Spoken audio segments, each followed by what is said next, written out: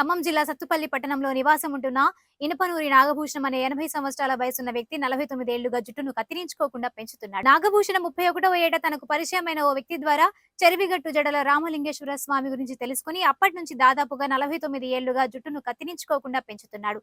సుమారు 12 అడుగుల మేర జుట్టు భారీగా పెరిగింది.